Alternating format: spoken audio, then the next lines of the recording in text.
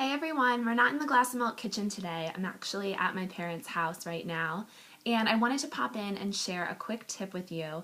My dad was cooking dinner the other night. He was making steak, and usually when someone else is cooking dinner, I try to stay out of the kitchen because it's really hard for me not to watch someone like chop an onion and offer to show them like a quicker way to do it, or see something they're doing and say like, oh, you could just shave 5 minutes if you just did it this way. And people don't really appreciate that. So I try to stay out of the kitchen when other people are cooking. But I was setting the table and my dad was wondering whether or not the steaks were cooked through all the way. And I actually have a tip for that. I can't remember where I learned it, so to whatever blog, book, Food Network show taught me this trick, I thank you. I use it all the time and it's never failed me.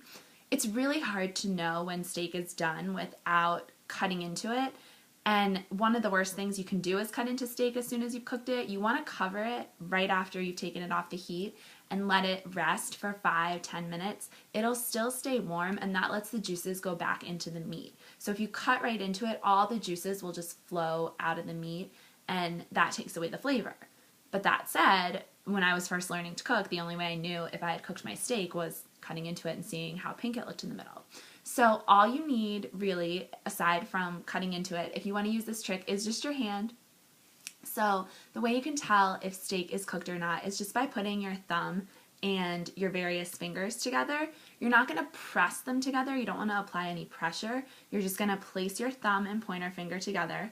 And then if you feel this spot on your palm, the way that feels, your thumb and your first finger is steak that's cooked rare. So if you're pressing here and then you press your steak and it feels the same, your steak is rare.